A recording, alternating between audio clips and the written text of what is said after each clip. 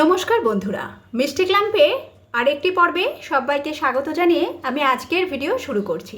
আজ আমি আপনাদের সাথে ক্রিস্পি কর্ন রেসিপি শেয়ার করব। রেস্টুরেন্টে আমরা অনেক সময় দাম দিয়ে এই রেসিপিটা অর্ডার করে থাকি, কিন্তু বাড়িতেই কিভাবে খুব সহজেই এই সুস্বাদু রেসিপিটা বানিয়ে ফেলতে পারবেন সেটাই আজ আমি এই ভিডিওর মাধ্যমে আপনাদের সাথে শেয়ার করতে চলেছি। ভিডিও ভালো লাগলে as it is like, share আর কমেন্ট করতে ভুলবেন না। আর হ্যাঁ, আমার চ্যানেলটি যদি সাবস্ক্রাইব করে না থাকেন তো প্লিজ বন্ধুরা আমার চ্যানেলটি সাবস্ক্রাইব করে পাশে থাকা বেল আইকনটা অবশ্যই প্রেস করে দেবেন, যাতে আগামী দিনে সমস্ত নতুন নতুন ভিডিওর নোটিফিকেশন খুব সহজেই আপনাদের কাছে পৌঁছে যায়। আসুন দেখে নিই আমার আজকের recipe crispy corn. Crispy sweet corn বানাবার জন্য এখানে আমি 250 গ্রাম সুইট কর্ন নিয়ে নিয়েছি। প্রথমে সুইট কর্নটাকে একটু বয়েল করে নেব। সুইট কর্নগুলো বয়েল করার জন্য আমি একটা পাত্রের মধ্যে এখানে প্রায় 4 কাপ জল গরম হতে বসিয়ে দিয়েছি। জলটা অলরেডি একটু গরম হয়ে গেছে। এই সময় আমি এর মধ্যে দিয়ে দিচ্ছি নুন আর সামান্য পরিমাণ হলুদ। এবার জলটাকে ফুটতে দেব। জল ফুটতে শুরু করে দিয়েছে, এর মধ্যে এবার সুইট কর্নগুলোকে দিয়ে দেব।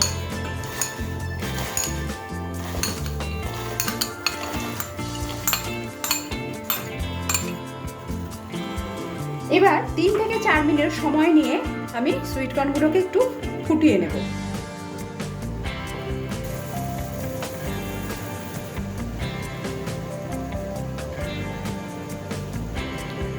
চার মিনিট সময় নিয়ে সুইট কর্নগুলোকে সেদ্ধ করে নিয়েছি। আপনারা দেখলে বুঝতেই পারবেন যে সুইট কর্নগুলো কত সুন্দর ফুলে উঠেছে।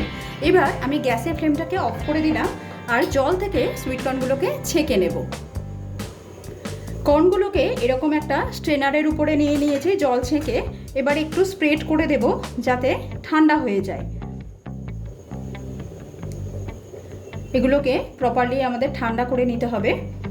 এইভাবে কিছুক্ষণ আমি রেখে দেব। সুইট কর্নগুলো ঠান্ডা হয়ে গেছে। দেখুন হলুদ দিয়ে সেদ্ধ করার কারণে কর্নের কালারটা কত সুন্দর আছে। এবার এর মধ্যে আমি একে একে কিছু ইনগ্রেডিয়েন্টস অ্যাড করে দেব। দিচ্ছি হাফ টিস্পুন আদা বাটা, এবার দিচ্ছি হাফ টিস্পুন রসুন বাটা, অ্যাড করে দিচ্ছি হাফ টিস্পুন গোলমরিচের গুঁড়ো, এবার দিচ্ছি পরিমাণ মতো নুন। এই উপকরণগুলো দিয়ে প্রথমে একবার কর্নগুলো ভালোভাবে মাখিয়ে নেব।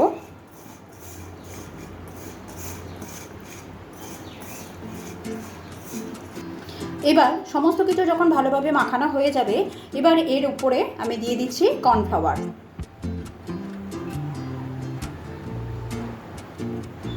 প্রথমে 2 টেবিল স্পুন কর্নফ্লাওয়ার দিলাম। এবার চামচের সাহায্যে হালকাভাবে একবার নাড়াচাড়া করে নেব যাতে এর উপরে একটা কোটিং পড়ে।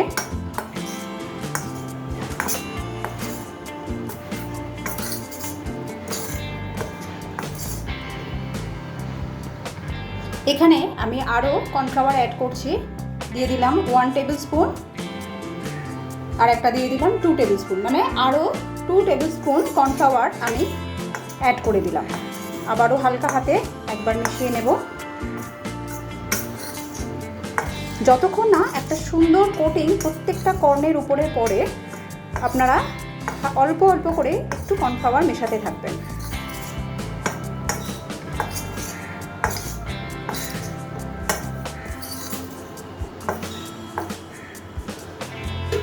এবার এইভাবে একটু টস করে নিচ্ছি।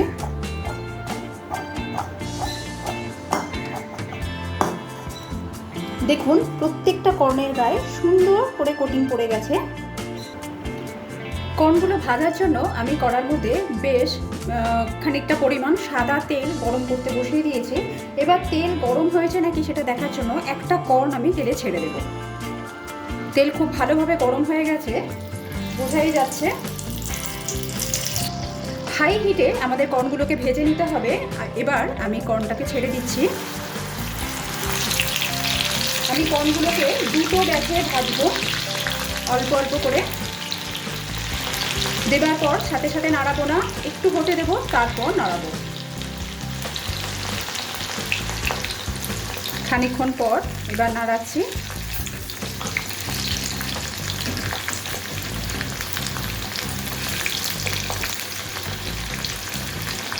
একটু খুন্তির সাহায্যে মানে হাতার সাহায্যে একটু ছাড়িয়ে ছাড়িয়ে দিতে হবে।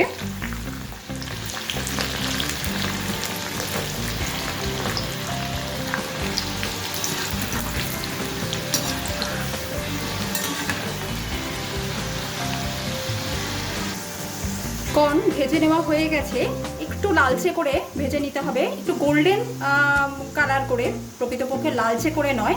এবার ভালোভাবে তেল থেকে ছেঁকে নিয়ে আমি একটা প্লেটের উপরে টিস্যু নিয়েছি, এর উপরে কর্নটাকে দিয়ে দেবো।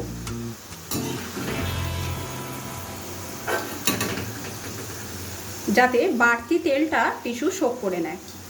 এইভাবে আমাদের কর্নগুলোকে ভেজে নিতে হবে।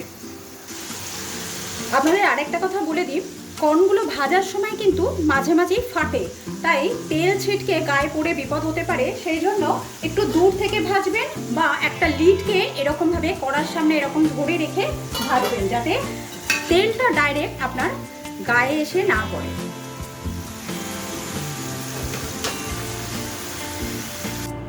এবার ভেজে রাখা কর্নগুলোকে একটা বোলের মধ্যে নিয়ে নিচ্ছি। আপনারা আওয়াজ শুনেই বুঝতে পারছেন যে কতটা ক্রিস্পি হয়েছে কর্নগুলো।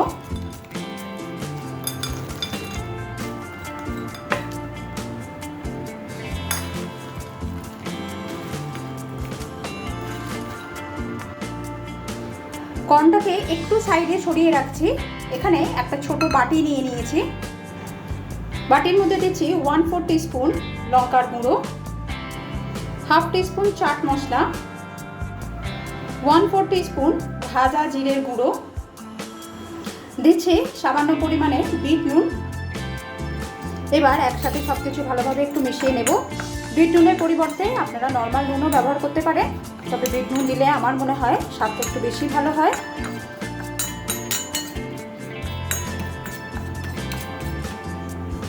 কর্নের উপরে এই যে মশলাটা তৈরি করলাম সেটা আমি ছড়িয়ে দিচ্ছি।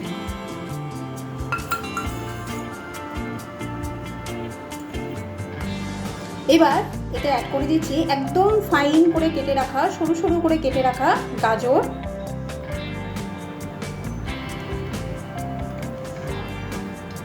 দিচ্ছি ছোট ছোট চপ করে রাখা পেঁয়াজ কুচি, দিচ্ছি সামান্য পরিমাণ কাঁচা লঙ্কা কুচি। যেহেতু আমি এখানে গুঁড়ো লঙ্কা ব্যবহার করেছি তাই খুব সামান্য পরিমাণ কাঁচা লঙ্কাটা, জাস্ট কাঁচা লঙ্কার একটা সুন্দর ফ্লেভারের জন্য আমি অ্যাড করলাম। আপনারা এর জায়গায় কিন্তু ক্যাপসিকামও খুব ছোট ছোট করে কেটে অ্যাড করতে পারেন। এবার এর মধ্যে আমি আর একটা জিনিস অ্যাড করে দেবো, সেটা হচ্ছে সামান্য পরিমাণ লেবুর রস। খুব সামান্য পরিমাণ লেবুর রস এতে অ্যাড করে দিলাম।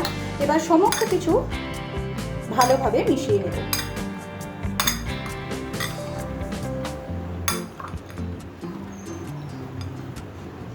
এবার পরিবেশনের সময় উপর থেকে আরও একটুখানি পেঁয়াজ কুচি ছড়িয়ে দিচ্ছি, দিয়ে দিচ্ছি ফ্রেশ কিছু ধনেপাতা কুচি।